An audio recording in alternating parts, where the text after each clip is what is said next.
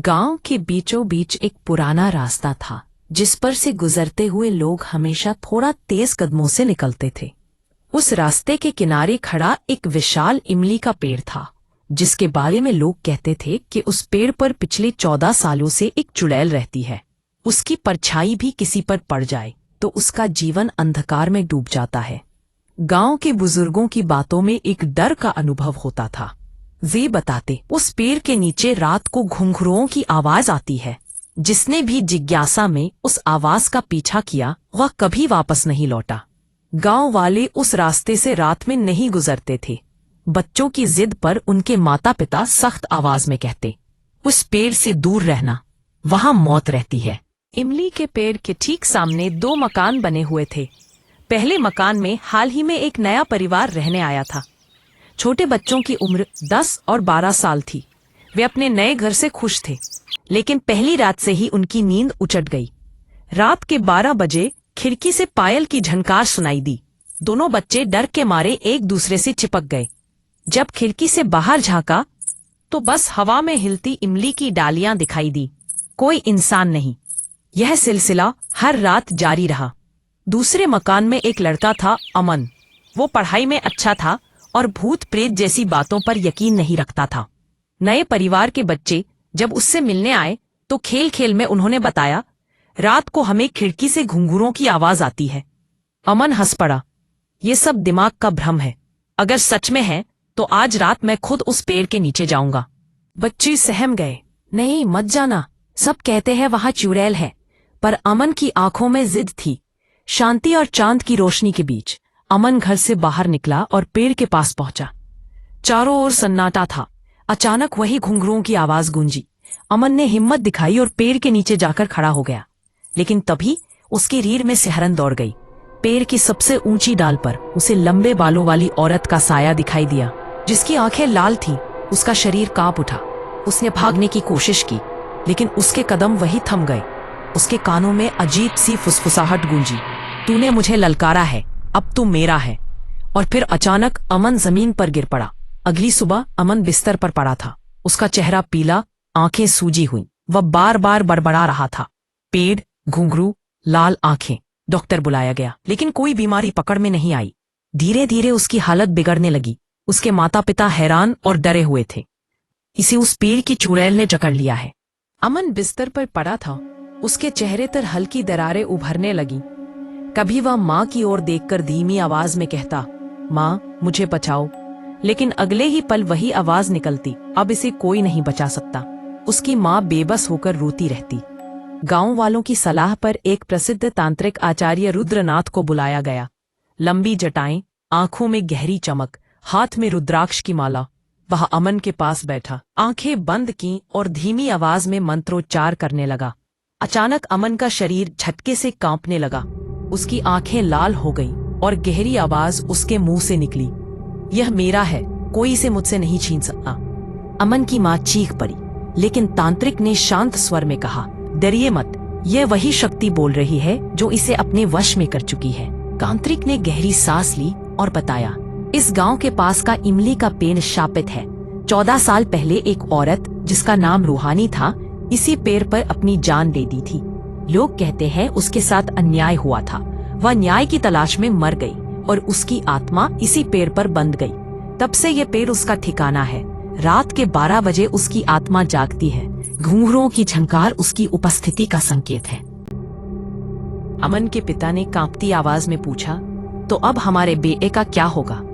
तांत्रिक ने गंभीर स्वर में कहा, चुड़ैल ने इसे अपना पात्र बना लिया है।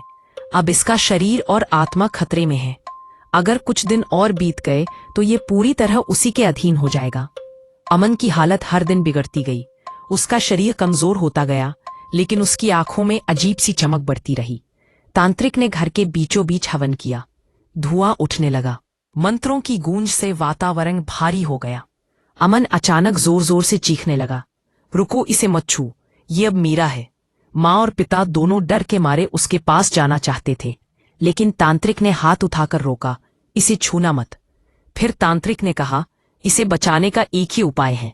आने वाली पूर्णिमा की रात सबसे खतरनाक होगी। उस रात चुड़ैल की शक्ति सबसे प्रबल होगी। अगर हम उस रात पूजा और मंत्र से इसे बांध पाएं तो ये बच सकता है, लेकिन अगर असफल रहे तो इसे कोई नहीं बचा सकेगा।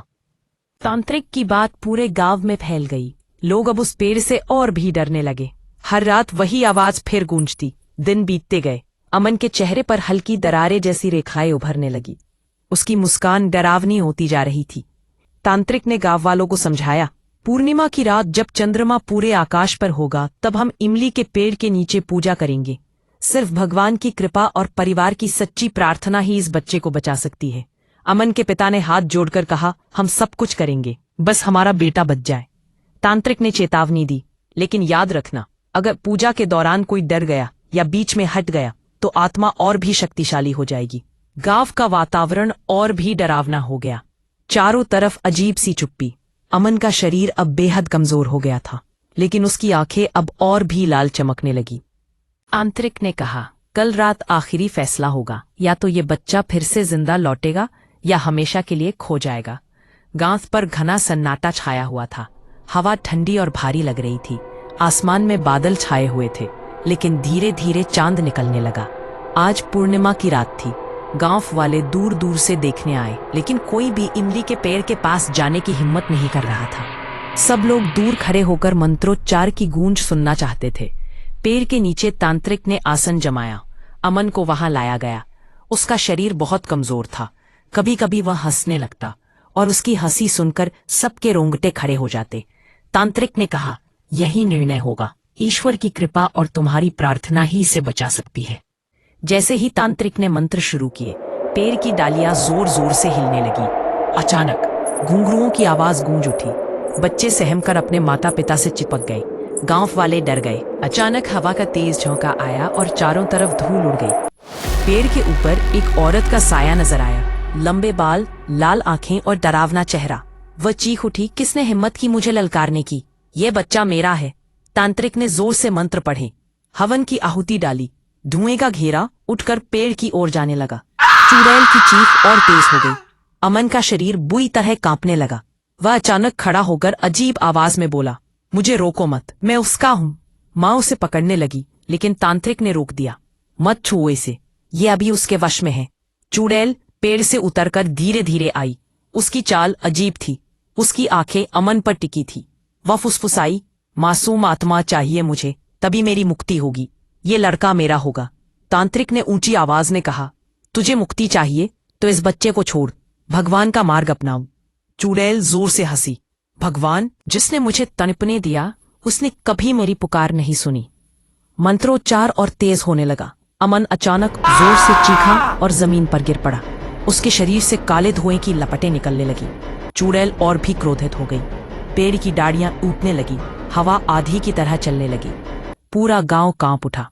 तांत्रिक ने आखिरी आहुति डाली और जोर से पुकारा, हे परम शक्ति, न्याय कर, इस आत्मा को बंधन से मुक्त कर। इसी समय बादल हट गए और चांद की रोशनी पूरे पेड़ पर पड़ी।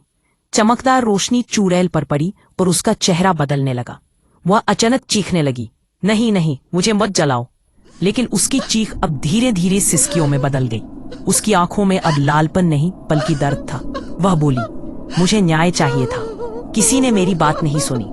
मैं 14 साल से इस पेड़ में कैद थी, अब मुझे शांति चाहिए। तांत्रिक ने मंत्र पूरा किया और हाथ आकाश की ओर उठाया। तेरी मुक्ति इसी बच्चे की मुक्ति है, भगवान की शरण में जा। अचानक चुड़ैल का शरीर धुएं में बदल गया और पेड़ की डालियां स्थिर हो गई। अमन का शरीर शांत हो गया। उसकी आंखें बंद हो गईं और वह गहरी सांस ली जैसे लंबे समय बाद सो गया हो। चांद की उजली रोशनी पूरे गांव पर फैल चुकी थी। हवा अब शांत थी। पेड़ जो अभी कुछ समय पहले गरज रहा था, अब स्थिर खड़ा था, मानो 14 साल का बोझ उसके तनों से उतर गया हो। अमन धीरे धीरे आंखें खोलने लगा। उसकी सांसें सामान्य हो गई थी। चेहरा फिर से ताजगी से भर गया। अमन ने कमजोर आवाज में कहा, माँ, मुझे बहुत अंधेरा दिख रहा था, कोई मुझे खींच रहा था, लेकिन फिर अचानक रोशनी आई। वो रोशनी बहुत शांत थी।